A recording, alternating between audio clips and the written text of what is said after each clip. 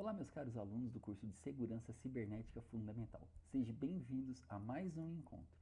E esse encontro a gente vai tratar de assuntos extremamente importantes, que é segurança de dispositivos eletrônicos, seja celular, computador, notebook, iPads e tablets. Antes de começar o conteúdo, eu vou mostrar para vocês todo o plano de ensino e aprendizagem para que você entenda perfeitamente qual é o objetivo dessas aulas. Então eu vou compartilhar minha tela aqui com vocês. Sejam bem-vindos. Qualquer coisa eu sempre vou estar à disposição para sanar qualquer dúvida. Então vamos lá. Segurança cibernética fundamental. Pessoal, quando a gente fala em segurança cibernética, é tudo que acessa a rede mundial de dados, né? De computadores. As informações que você pega, as que você compartilha, o formato que você recebe, o formato que você também compartilha, aquilo que você lê.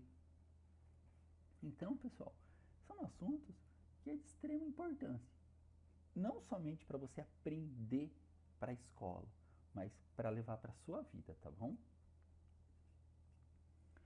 Eu sou o professor Rodinei César Pontelli e eu vou estar sempre à disposição de vocês. Qual é o objetivo desse curso? O curso de Segurança Cibernética Fundamental tem os seguintes objetivos. Quais objetivos ele vai ter, né? O que será que é claro, o que não é claro aqui? Então, olha só.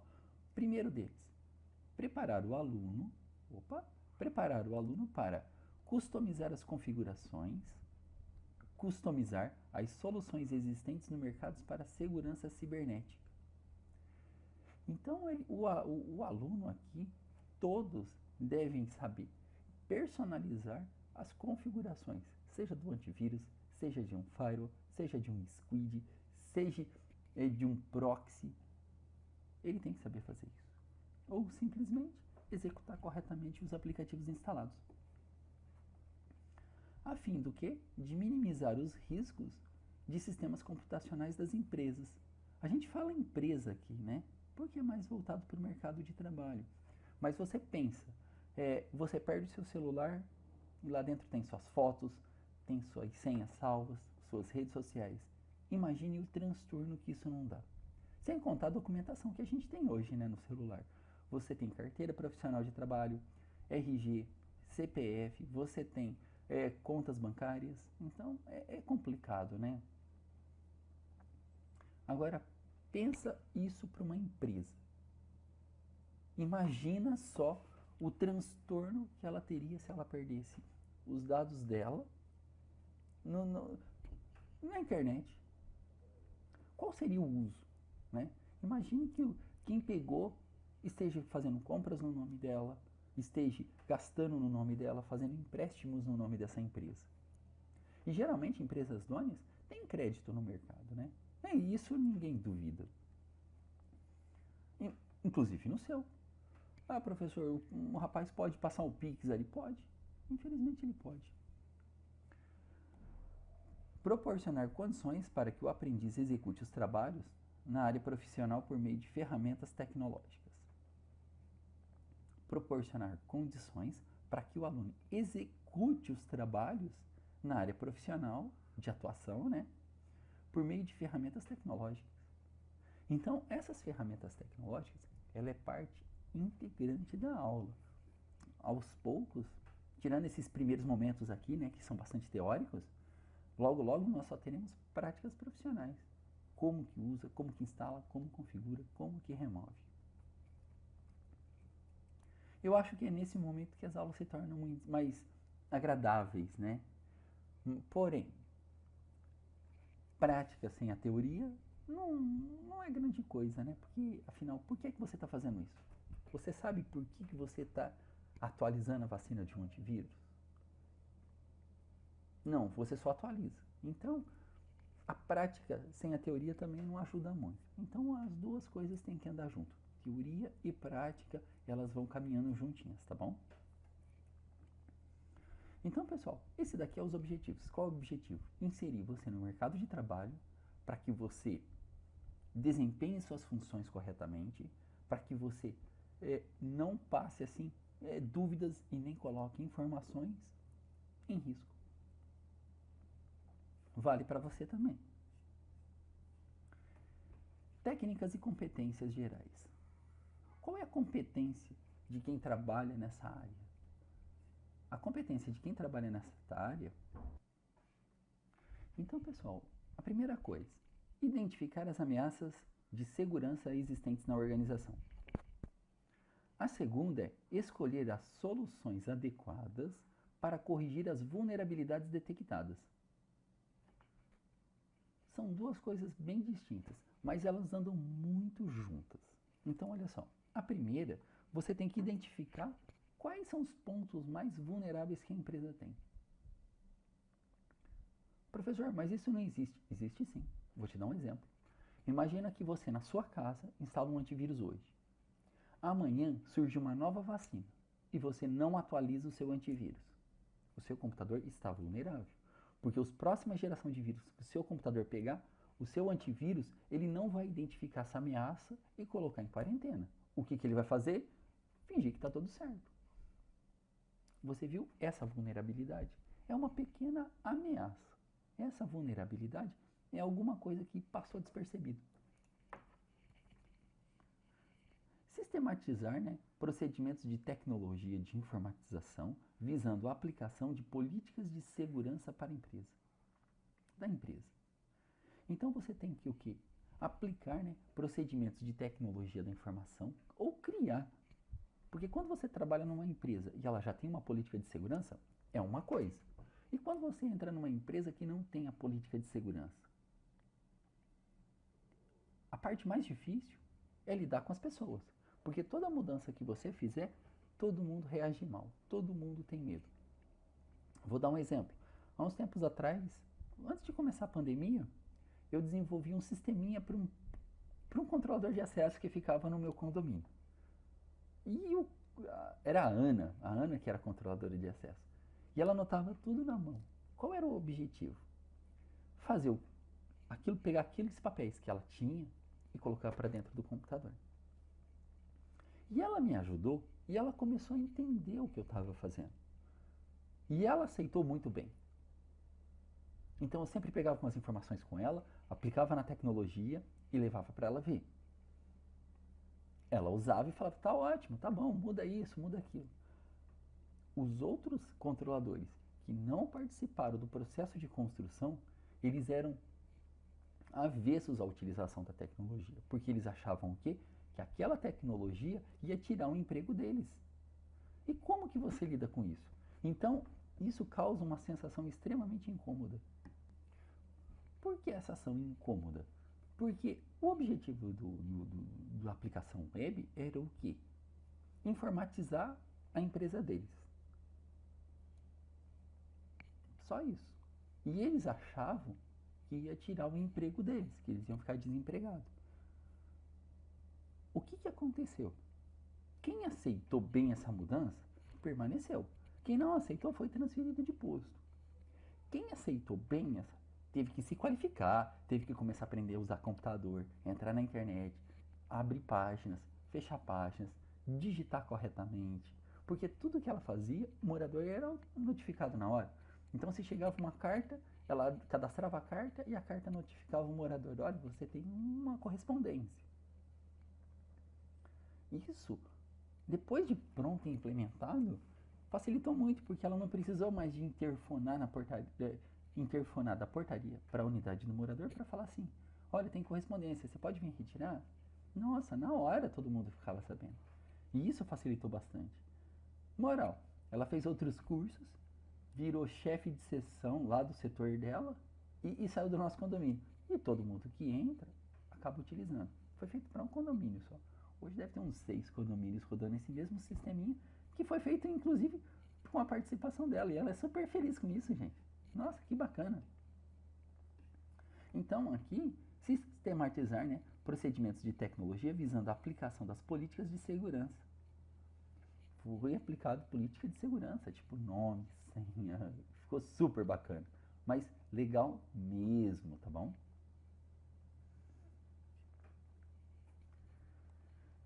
Técnicas e competências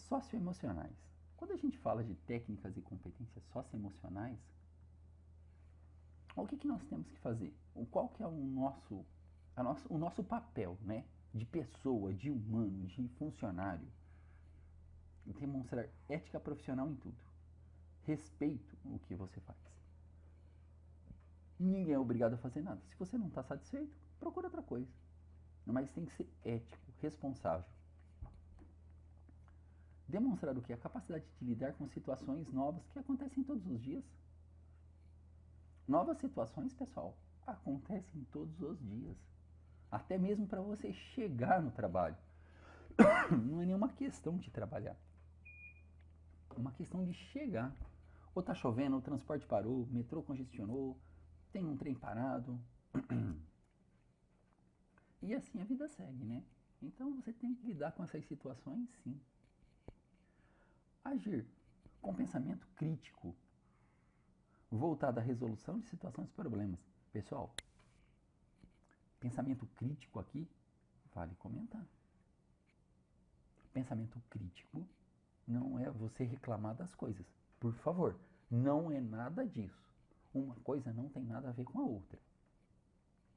Pensamento crítico é fazer bem feito. E cada vez melhor. Ponto final. Hoje você faz e amanhã você melhora. Se tiver que fazer de novo, melhora. Eu tinha uma professora que falava assim: você trabalhou um dia e os outros dias você copiou o que você fez no primeiro dia. Isso não é trabalho. Né? Nossa, eu ficava extremamente incomodado. Não, você não está nessa empresa há 10 anos, você só trabalhou nela um dia. Os demais dias, você só copiou aquilo que você fez. Meu Deus do céu. E é verdade, né? Essas situações de problema, pessoal, é aquilo que acontece o tempo todo com nós. É o que acontece com nós o tempo todo. Você quer ver um negócio? Temos prova hoje, vamos lá, de artes. Esqueceu o seu caderno. O professor vai dar nota no caderno de artes. Cadê o caderno? Esqueci o caderno. Como que eu resolvo isso? Ou eu vou em casa buscar, ou eu peço para o meu irmão trazer. Falo para o professor, aconteceu isso, eu esqueci em cima da mesa, posso trazer? Tem alguma solução? Você tem que procurar uma forma de resolver, mesmo que você não consiga e dependa dos outros. Demonstrar a capacidade de adotar em tempo real, hábil, a solução mais adequada entre possíveis alternativas. Ixi, aqui ficou separado, né? Capacidade de adotar em tempo hábil uma solução adequada. Esqueci o caderno? Professor, minha irmã está trazendo. O senhor espera 5 minutinhos? Não adianta uma semana depois você falar para ele que, olha, professor, semana passada você estava corrigindo a atividade e eu não mostrei porque eu esqueci o caderno em casa. Aí ele vai falar, o que você quer que eu faça? Eu já dei as notas. Porque se você tivesse me falado no mesmo momento, eu teria falado, vai buscar, pode trazer que eu estou aguardando, me traz amanhã que eu estou na outra sala. Então, turma, aí você começa a ver que toda decisão ela tem um tempo rápido de resposta. Nós aguardamos esse tempo, né, não uma semana. Eu vou te dar um exemplo. Se você for no dentista e falar assim, você pode olhar os meus dentes para ver se está tudo bem? Ele vai falar assim, você abre a boca 1 minutinho para me dar uma olhada? O que é que você entende com esse 1 minutinho? Que é jogo bem rápido.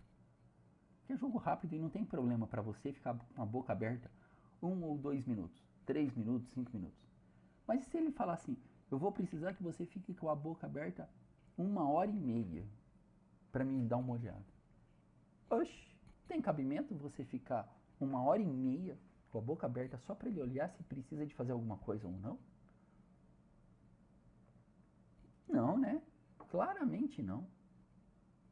Por quê? Porque demorou muito. Então ele não tem aquela capacidade, aquele tempo hábil de tomar uma decisão. Ele gasta mais tempo que o necessário.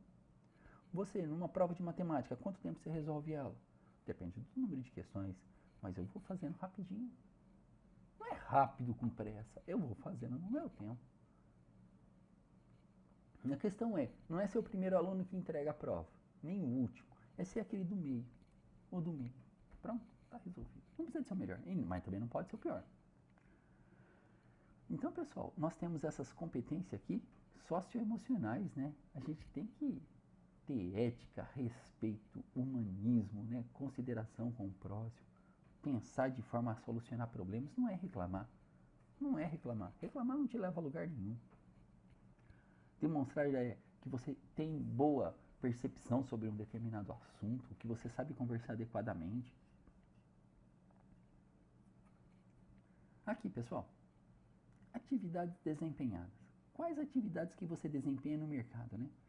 Pessoal, aqui vale ressaltar, cabe eu falar para você, que depende muito da área de atuação. Porque você pode o quê? Trabalhar em um banco, numa indústria e num comércio. E cada um deles tem um padrão de atuação diferente, né? Então, olha só. Levantar dados sobre o problema com o usuário, mas todos eles têm que fazer esse levantamento de dados. Se existe problema com um determinado usuário. Identificar as vulnerabilidades do sistema de segurança cibernética. Vamos explicar esse primeiro tópico aqui e depois a gente vem para o segundo. Levantar dados sobre os problemas que as pessoas que usam o sistema estão tendo. De repente, o computador amanheceu lento. Quando o computador amanhece lento, o que a gente faz? Chora. A gente tem que arrumar uma solução. Reiniciar, desativar backup automático, verificar se está com worm, se está com trojan, se está com vírus, se é um antivírus que está sendo executado e está consumindo muita memória. A gente tem que ter esse tipo de solução, né? Não teria por que não. Customizar as soluções de segurança de acordo com a demanda das organizações. Personalizar as soluções de segurança de acordo com a demanda da organização. Realizar pesquisas de trabalho, né? Realizar pesquisa e trabalhar conforme a legislação pertinentes à área profissional de atuação. Realizar pesquisa. Pessoal, o que acontece aqui? Toda vez que você for solucionar alguma coisa, um problema, a gente tem que ver se não está criando outro. Já pensou se faz uma coisa e cria outra? Resolve um problema e cria dois? Trabalhar de acordo com a sua empresa, obedecendo quem? As legislações pertinentes à área profissional. Mas como assim, professor? Por exemplo, quem é da área de tecnologia? Ele não pode usar programas piratas, copiar arquivos que não te pertencem. Você tem uma série de regras. E cada curso é pautado em algumas instruções que é passado ao longo da sua jornada acadêmica. Você não vai estudar legislação para a sua área. Por quê? Porque as áreas, elas são de livre comércio. Elas são de livre concorrência. Hoje você pode trabalhar num consultório odontológico, amanhã você pode trabalhar numa padaria, depois num açougue. Não tem nada que impeça você mudar de área. Porém, toda a área de formação de nível superior que é reconhecido tem um certo grau de exigência. Por exemplo, para você fazer enfermagem, ser uma enfermeira, o que é que você precisa inicialmente? Ter cursado o curso de enfermagem, ou técnico ou superior.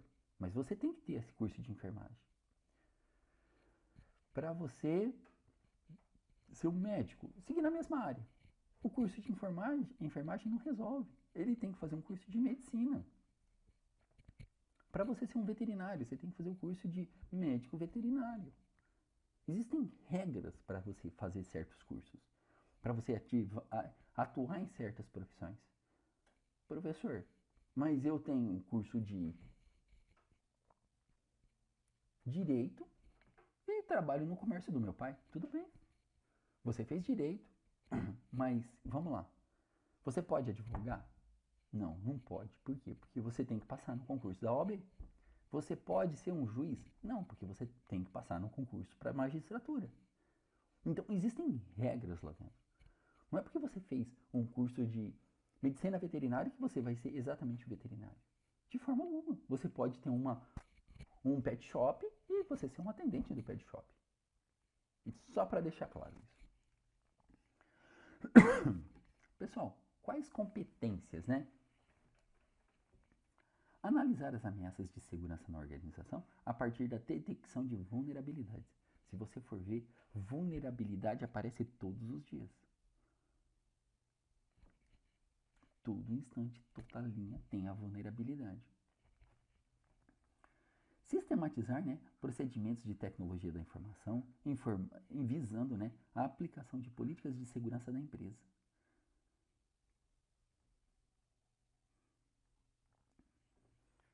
Olha que fantástico!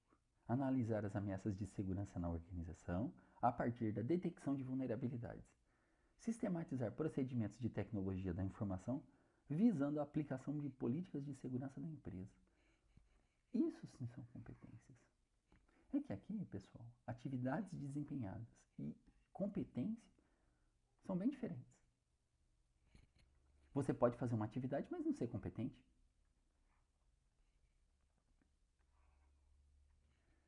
Você pode ser, por exemplo, ajudar o seu pai numa pastelaria, vendendo um salgado na rua, vendendo um bolo. Mas você tem dificuldade em lidar com dinheiro, você não sabe contar moeda, você não sabe dar troco.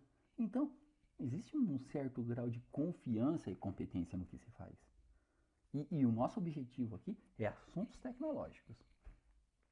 Você tem que dominar todas as tecnologias. Continuando aqui, pessoal. Habilidade. Olha a habilidade aqui. Identificar ameaças detectadas na segurança da informação do ambiente corporativo. Professor, todo ambiente corporativo é igual? Não. Mas todo mundo usa o computador? Fato. Fato.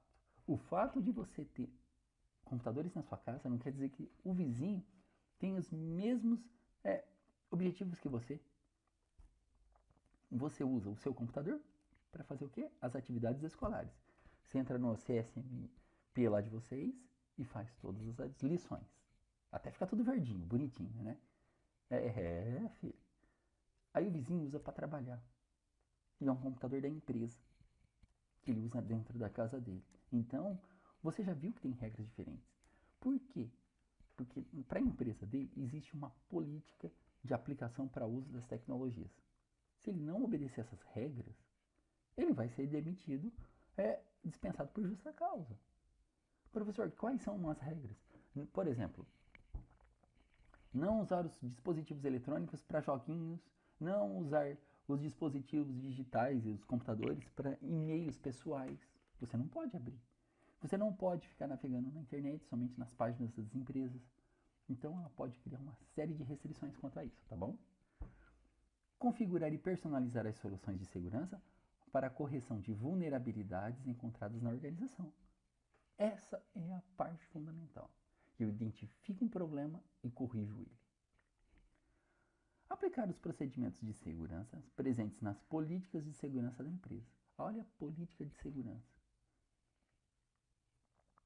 Política da empresa. O funcionário não pode atrasar mais que 10 minutos, senão ele vai ficar com falta. É uma política e ela é aplicada.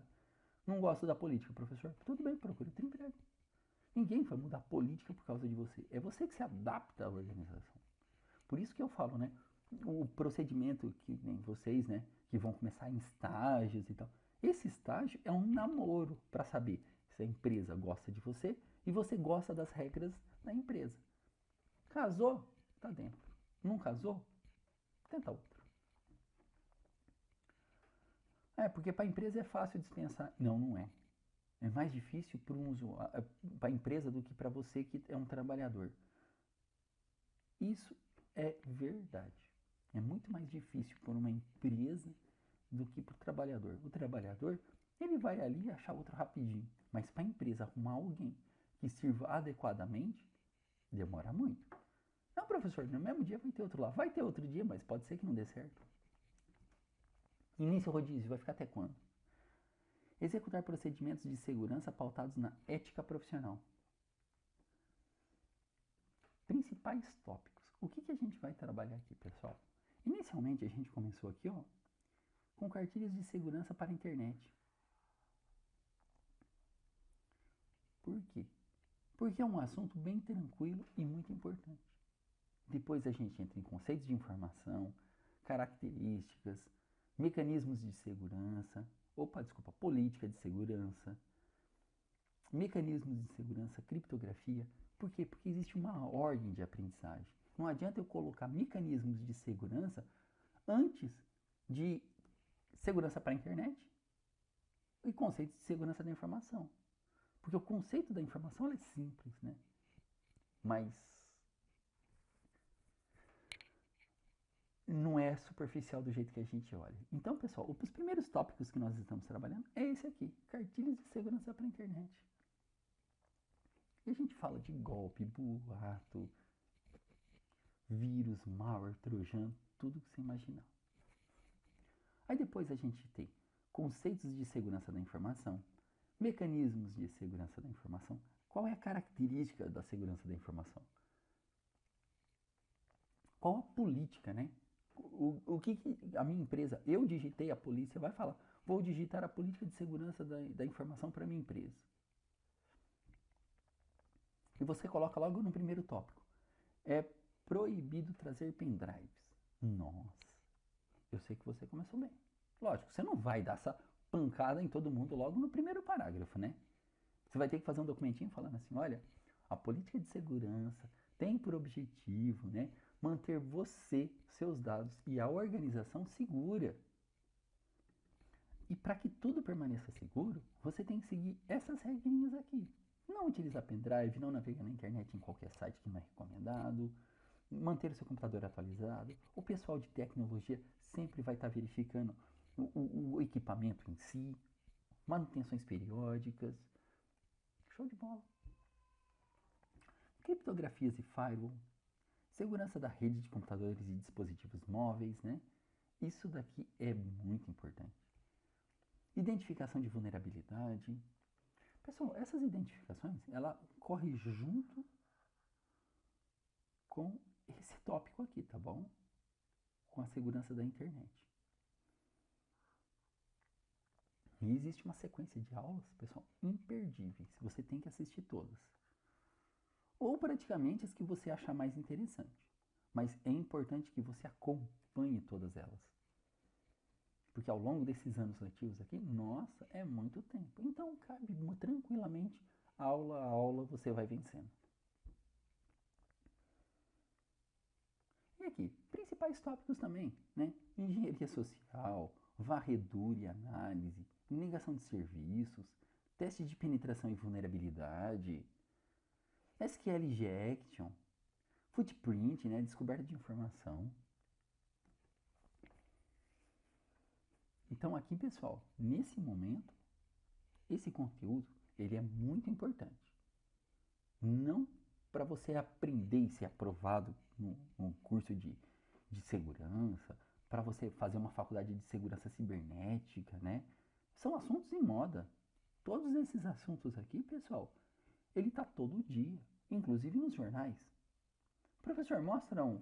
Ah, o cara caiu no golpe das redes de relacionamento. Foi encontrado. Nossa, gente. Pelo amor de Deus. Cartilha de segurança para a internet. Faltou essa leitura pro camarada. Você não pode acreditar em tudo que você ouve ou vê. Você tem que procurar fonte segura. Você não pode aceitar todos os figurinhas que te mandam como verdade universal. Você tem que ter uma opinião, você tem que ir atrás e falar assim, não, eu vou pesquisar sobre isso. Tá? Você não pode, por exemplo, essa aqui, ó, engenharia social. Muito comum também. Poxa, você tem um cachorro, você coloca lá, dica de senha, nome do cachorro. Aí eu chego pra você e falo assim, nossa, cachorro bonitinho, qual que é o nome dele? Aí você fala. 1, 2, 3, 4, 5, 6, mudar. Nossa, eu já sei a senha. 1, 2, 3, 4, 5, 6, mudar. Esse é nome de cachorro, professor? Tá?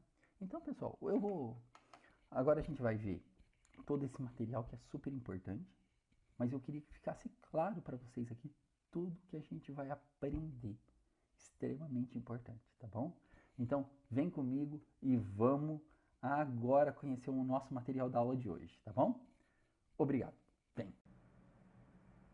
Então, pessoal, agora o assunto é backup, né? Backup. Pô, eu acho muito bacana backup. Sempre faço. Na verdade, eu nunca fui muito de fazer backup.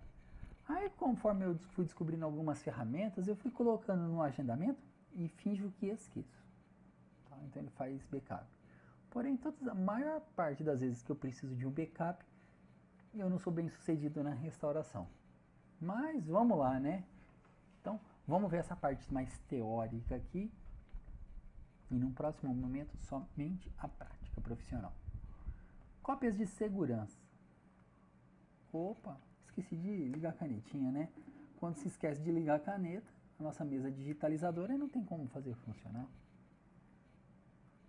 Olha aqui, cópias de segurança ou backup, né? Existem várias técnicas de backup, tá bom? Então vamos ver o que esse material traz e na prática a gente faz assuntos pelos quais não foram tratados aqui. Você já imaginou o que aconteceria se de uma hora para outra perdesse alguns ou até mesmo todos os seus dados armazenados em um computador? Difícil, né? É difícil a gente imaginar isso. Porém, acontece muito. Quem que nunca perdeu as fotos de um celular? Perdeu o celular e tudo que tinha já era. E se fossem todas as fotos ou dados armazenados em um dispositivo móvel, né? Como eu falei, no celular, num computador, num notebook. Porque a perda, pessoal, por incrível que pareça, ela pode ser acidental ou involuntária. Você apaga um arquivo hoje, achando que não é mais importante, enfim, por motivos que seja, para liberar espaços para o computador ou no celular. Daí a pouco você precisa. Você viu que você perdeu o arquivo, pessoal, mas foi involuntário, foi apagado sem querer. Eu não sabia que eu ia precisar dele novamente, né? E se enviar o computador à manutenção e você recebe de volta com o disco rígido formatado? É comum isso. Isso é comum. Para evitar essas situações, que aconteça, né, é necessário que você haja de forma preventiva e realize as cópias de segurança. Pessoal, a palavra formatado aqui, o que ela quer dizer? Apagado. Apagado. Geralmente as assistências técnicas, elas não fazem muito backup não, tá bom? Ela simplesmente formata o disco, instala tudo novamente, instala os drivers e pronto. Porque ele acredita que o backup, né, é de responsabilidade mais do usuário do que dele mesmo. Muitas pessoas, infelizmente, só percebem a importância do backup quando já é tarde demais. Ou seja, quando todos os dados foram perdidos e não é mais possível recuperá-los. Backups são extremamente importantes, pois o backup ele permite o quê? Proteção dos dados, recuperação de versões anteriores, arquivamentos. Vamos ver aqui todos o passo a passo. Proteção de dados. Você pode reservar seus dados, né? Você pode preservar seus dados para que sejam recuperados em situações como falha do disco rígido, atualização mal sucedida do sistema operacional que você perde tudo, exclusão ou substituição acidental de arquivos, ação de código malicioso, atacante, né, e furto ou perda de dispositivo. Para tudo isso acontece. Então você sempre precisa de proteger seus dados.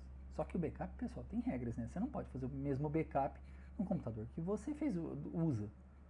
Não tem por que eu fazer backup do meu computador no meu computador. Se eu perder, perco tudo do mesmo jeito.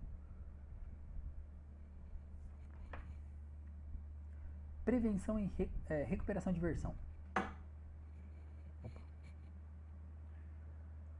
Você pode recuperar uma versão antiga de um arquivo aberto, como uma parte excluída de um texto, editando imagens, né, de uma foto que você manipula. Você consegue recuperar versões. Essa recuperação de versões, ela é do próprio sistema operacional, tá bom? Arquivamento. Você pode copiar ou mover os dados que deseja ou que precisa guardar, mas não são necessários no seu dia a dia, que raramente são alterados. O meu computador, ele tem um espaço bem pequenininho de armazenamento. Vamos dar uma olhadinha? about this PC. Storage, que é armazenamento. Você consegue ver que o disco dele é de 250 GB. E eu tenho usados 138. Tenho arquivos na lixeira, arquivos de aplicativo, fotos, 4 GB. Eita, nossa, ele mudou tudo aqui, né? Documentos, olha só, 24 GB. Lixo, 20 GB. Apps, 11 GB, quase 12, né? iOS File, 6 GB. Fotos, 4 GB. E-mail, né? 4 GB. Sistema operacional, 15 GB. E dados, 18 GB. Eu não sei o que são esses dados. Vamos dar uma olhadinha com mais detalhe?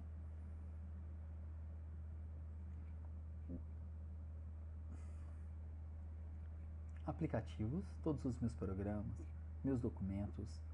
No meu iCloud eu tenho 10 megas. Backup do meu telefone, 6 GB. E-mail, 4 GB. Música, 200 megas. Foto, 4 GB e não está no iCloud.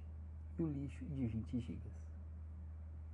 Isso é importante por quê, professor? Porque quando você for fazer o backup do seu computador, nas partes mais práticas, você vai ver o quê? Não adianta eu fazer backup de 20 GB de uma lixeira, né? Por favor, gente. Não teria como isso acontecer. Então, isso acaba sendo um problema. Você tem que saber quais dados aqui são importantes. O que eu faria backup aqui, pessoal? Vou considerar que eu faria dos meus aplicativos, do meu documento. iCloud já está no backup. iOS File, que é coisa do meu celular, eu não faria. Do e-mail eu também não faria. Minhas músicas eu faria. Minha foto eu faria. Só isso. E os outros? Eu não faria, porque eu posso, por exemplo, os aplicativos, boa parte já vem instalado no sistema operacional. Não preciso fazer backup, então. Porque se você olhar aqui nos meus aplicativos, o que eu tenho que é instalado meu? Esse ClipGrab, FileZilla, Meet One, Teams, Excel, PowerPoint, Microsoft Word, OBS, Python,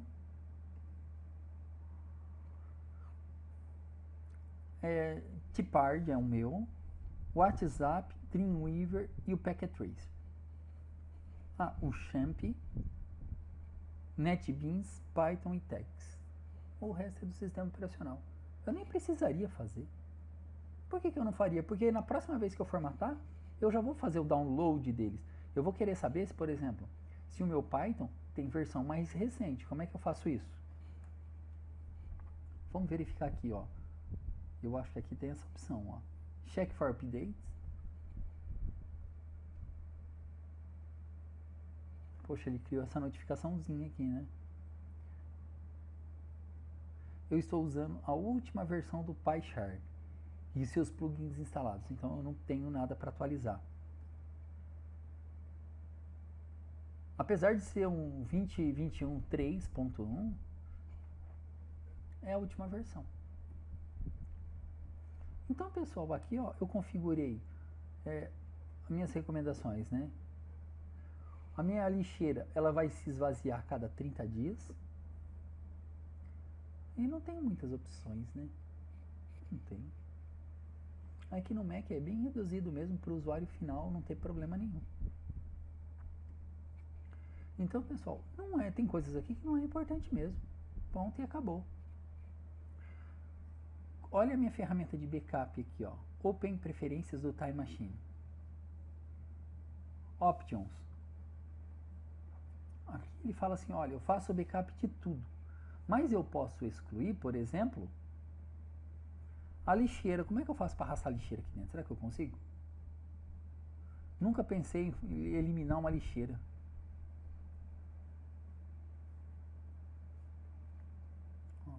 Mas eu posso adicionar o quê?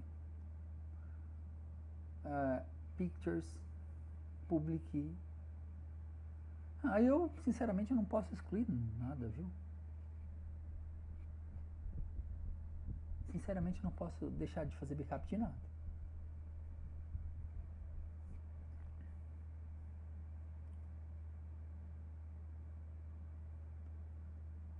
O que eu tenho compartilhado, o que está no meu iCloud. Não, eu não posso deixar de fazer backup de nada. Aqui ele está falando, vai fazer backup somente quando o computador estiver na bateria? Não. Mesmo sem bateria, você pode fazer. Então ele vai criar atalhos locais. Eu consigo até limpar o meu computador para fazer backup, viu? Eu acho que é bacana isso. Backup automático. Show Time Machine no menu bar aqui, ó. Eu consigo esconder ele. Ah, eu deixo ele visível. Vamos deixar invisível? Pronto. Aí na parte prática, quando eu tiver com os discos locais aqui que eu uso, aí sim a gente faz. Quando a gente chegar na parte prática, você vai fazer backup no Windows Servidor, vai fazer em Linux, vai fazer em Mac. É importante os backups, mas nesse primeiro momento aqui é teoria. Então vamos lá. Muitos sistemas operacionais já possuem uma ferramenta de backup e recuperação integradas também. A opção instalada programas externos, você pode instalar um gerenciador de backups. Na maioria dos casos, ao usar essas ferramentas, basta que você tome algumas decisões como: onde gravar o seu backup? Pessoal, isso é mais do que importante que o backup. Mais importante que o backup é onde você grava os seus arquivos, né? Porque se eu gravar num lugar que não é seguro, nem precisa. Quais arquivos vou copiar? Será que é importante copiar arquivos de lixeira, essas coisas? Claro que não. Com que periodicidade eu devo fazer esses backups, né? Então olha aqui, pessoal. Onde gravar o backup? Você pode usar mídias de CD e DVD, pendrives, discos de Blu-ray, discos rígidos externos ou interno mesmo. Pessoal, o que é altamente recomendável? Disco rígido externo. Por causa do quê? Do tamanho dele. Professor, se estiver na rede, melhor ainda, porque você não precisa de ficar conectando um cabo no seu computador, o HD externo no seu computador, né? Ou armazená-los remotamente, online ou off-site.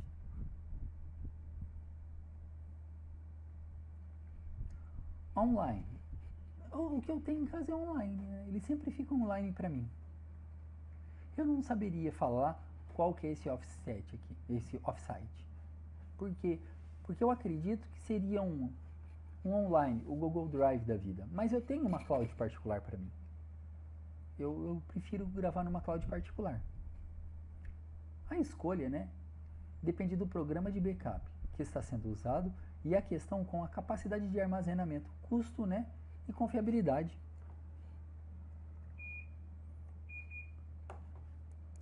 Um CD ou um DVD Blu-ray ou Blu-ray pode bastar para pequenas quantidades de dados.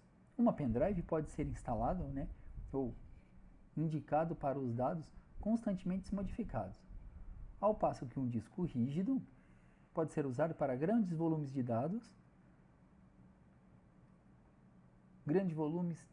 né, que devam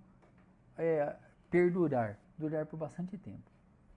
Qual é a diferença de você gravar num CD, DVD, pendrive, Blu-ray? Pessoal, se você comprar um CD-ROM, ele cabe 700 megas. É pouca coisa. Ou seja, se você tem fotos de 10 mega, 70 fotos já encheu o disco. Se você tem um DVD, ele é 4.2 GB, menor do que uma pendrive. Pendrive é aquilo que você conhece, né? Porém, no pendrive você pode adicionar e remover os arquivos quando você quiser. Já no DVD, é um processo de gravação muito demorado. Às vezes você tem que formatar o disco para instalar outro, né? Então não é recomendável. Na minha opinião, você deveria usar um HD externo. Ponto. Vamos dar uma olhadinha no HD externo? Preço, HD externo.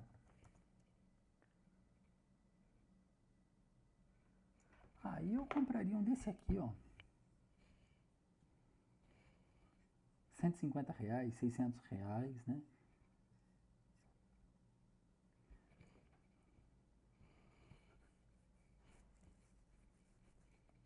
Olha aqui, você pluga nele no computador e usa como se fosse um HD externo.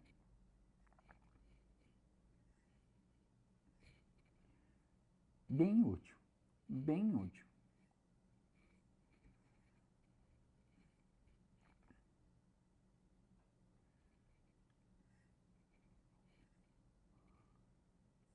Também existe a NAS.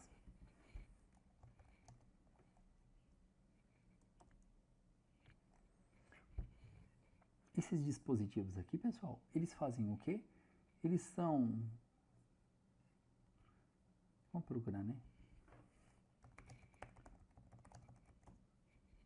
Pronto. Lógico, você não vai comprar uma máquina dessa daqui que cabe 1, 2, 3, 4, 5 discos. Você vai comprar uma que cabe um disco ou 2 discos. Oh, gostei dessa daqui, vamos dar uma olhadinha?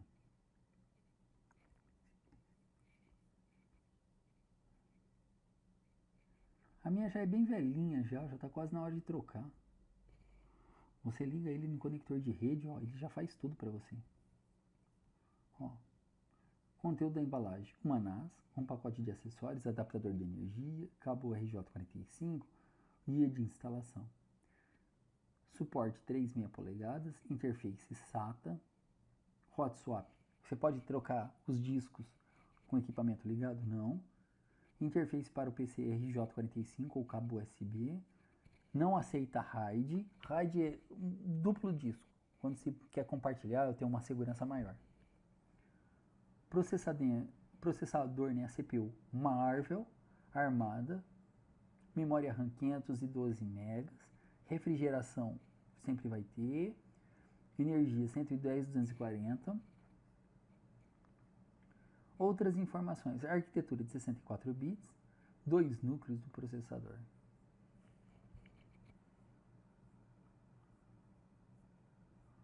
Qual que era o meu? Bom, deixa eu ver se eu lembro o nome meu. NAS Wayland. Eu acho que é esse aqui o meu, pessoal. É este aqui. Eu uso esse aqui, esse dispositivo. Essa daqui é a minha. Ele é bem velhinho, ele foi comprado perto do ano de 2000, quando eu cheguei em São Paulo. NetShare GX, é esse mesmo. Olha a parte traseira dele aqui. Eu ligo ele na interface da rede e uso. Custa R$80 e está esgotado. Aqui está falando o manual de instalação.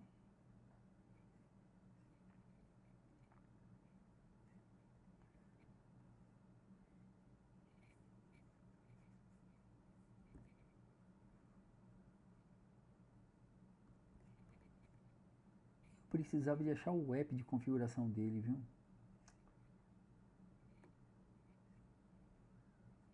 Ou o app de configuração. Pessoal, vamos voltar para o material. Esquece isso aqui, porque isso aqui a gente vai deixar mais para a parte prática. Não que não seja importante, é muito importante a gente ter uma aula exclusivamente práticas profissionais com esse assunto.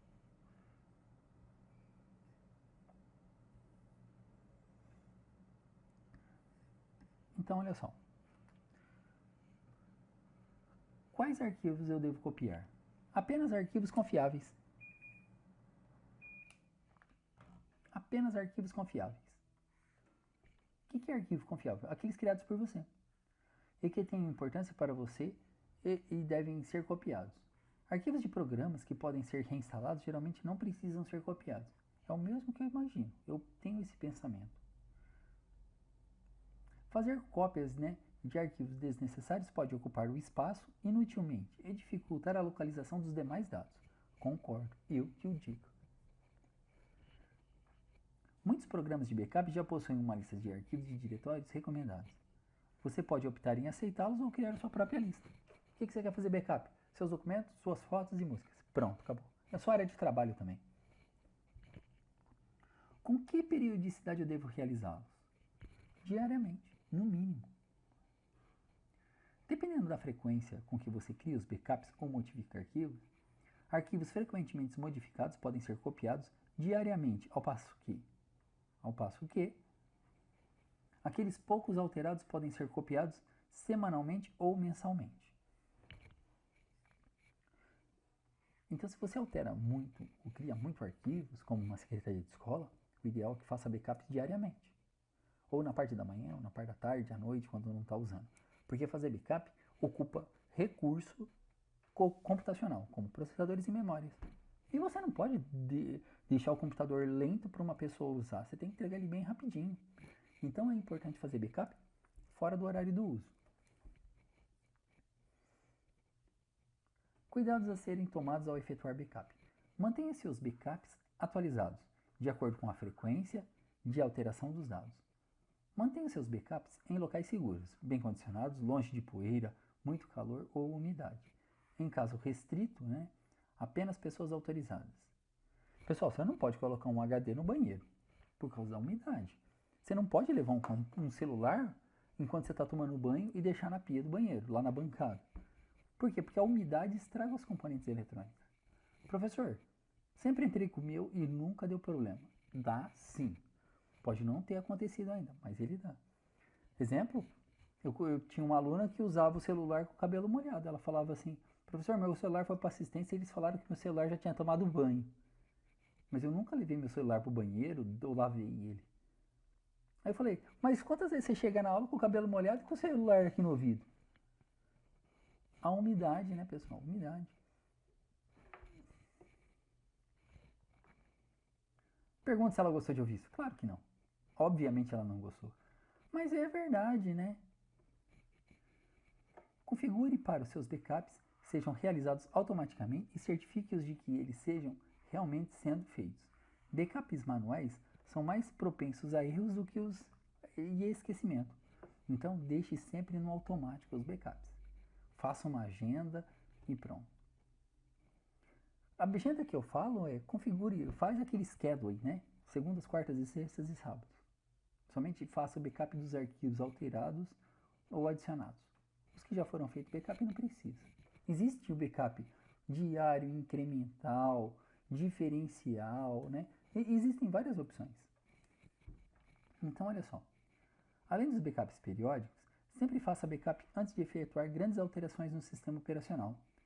Adição de novo hardware, atualização do sistema operacional e de enviar o computador para uma manutenção. Faça um backup separado. Armazene os dados sensíveis em formato criptografado, vistos anteriormente. Arquivos que possam conter códigos maliciosos ou ter sido modificados, substituídos por invasão, não devem ser copiados. Você concorda com essa frase ou não? Claro que eu concordo, professor, plenamente. Turminha, mantenha os backups redundantes, ou seja, várias cópias, para evitar perda de dados em algum incêndio, inundação, furto, qualquer coisa. Cuidado com mídias obsoletas, tipo disquete. Antigamente se fazia backup em fitas, Hoje nem existe mais. Zip drive, Hoje não existe mais. Porque se queimar, a leitura do zip drive, onde é que você vai comprar uma leitura nova hoje? Não tem nem como, e é um disquetão aquilo. Assegure-se de conseguir recuperar seus backups. Faça o teste de recuperação, A realização dos testes periódicos pode evitar a péssima surpresa de descobrir que os dados estão corrompidos em formatos obsoletos que você não possui programas para recuperá-lo. Você quer ver um exemplo? Eu tinha um sistema operacional que era o Mojave. Era o que eu mais gostava. Aí eu instalei para uma versão mais nova, chamado Catalina. Fiz backup e o Time Machine atualizou tudo, odiei o Catalina. já não gostei. O que que eu fiz? Voltei para o Mojave. Quando eu voltei para o Mojave, ele falou assim, não é possível recuperar porque a versão que você tá é bem mais antiga do que a que você tem no backup. Então, o backup é sempre para frente, pessoal. Ele sempre atualiza para frente. Você não consegue recuperar coisas muito antigas. Se você usa o Windows 11 e faz backup, tem o 10, possivelmente você vai ter um erro. Mas do 10 para o 11 vai muito bem. E se você recuperar do 11, vai ser muito bem. Mantenha seus backups organizados e identificados. Porque depois, pessoal, você não acha. Pois é. Copie os dados que você considera importante e evita aqueles, que podem ser obtidos de fontes externas confiáveis, como referencial do sistema operacional ou programas instalados. Nunca recupere backup se desconfiar do conteúdo do que você está recuperando. Ao utilizar serviços de backup online, há alguns cuidados adicionais que você deve tomar. Observe a disponibilidade do serviço e procure por poucas interrupções. Quanto tempo ele fica parado por dia?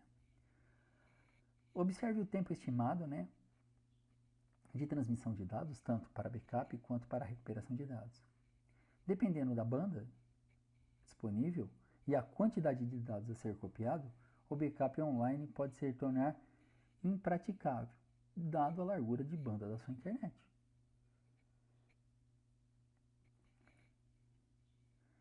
Seja seletivo ao escolher serviços. Observe critérios, como suporte, tempo que está no mercado, quanto tempo o serviço é oferecido, a opinião dos demais usuários, que estão trabalhando, que usam esse serviço. É complicado, porque às vezes as pessoas dão opinião e nem sabem o que elas estão fazendo. Pô, aí fica difícil, Perde totalmente a credibilidade e a confiança. Então, olha aqui, pessoal, para fechar esse assunto aqui. Leve em consideração... Leve em consideração o tempo que seus arquivos são mantidos, o espaço de armazenamento, política de privacidade e de segurança. Pessoal, meu backup online só tem 4 GB. E eu tenho o quê? Somente arquivos de coisas simples, de texto mesmo. Procure aqueles pelos quais seus dados trafeguem pela rede de forma criptografada. Caso não ache essa possibilidade, procure você mesmo criptografar os seus dados antes de enviá-los para backup. Pessoal, aqui só foi dito extremamente verdade. Eu concordo com tudo que foi lido e foi falado aqui dentro. O que eu vou tentar mostrar para vocês rapidinho aqui é o backup que eu tenho online. Deixa eu ver se eu consigo mostrar aqui. Preferências do sistema. E aonde é que poderia estar isso, hein?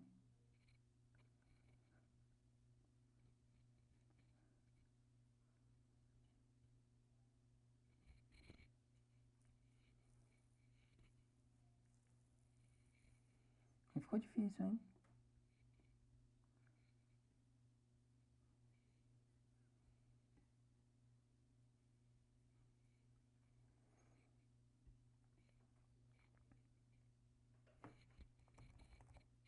Nossa, iCloud. Não, olha pessoal, não vou conseguir. Aqui, ó, apareceu. Eu não sei o que aconteceu aqui, mas apareceu, olha só. No meu iCloud, eu tenho 5 GB de espaço.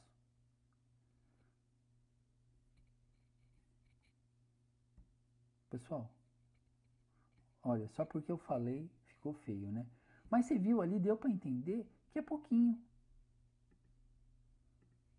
Aqui, ó, iCloud. É pouquinho. O que eu guardo? Senhas, OneDrive, calendário, contatos, notas. Localizo meu equipamento caso eu perca, o que eu tenho no home. Nem Siri eu preciso de ter aqui. Home eu também acho que não preciso. Aqui eu também não preciso. O que mais? Remember não precisa, mas eu deixo. Então, pessoal, aqui eu consigo gerenciar. É pouco espaço, mas eu consigo. Então, pessoal, eu vou encerrar esse assunto por aqui. não teria mais nada para falar sobre teorias de backup. O importante é a gente fazer as práticas profissionais. Então, desde já, um forte abraço, bons estudos e até a próxima aula. Tchau, tchau, pessoal. Obrigado.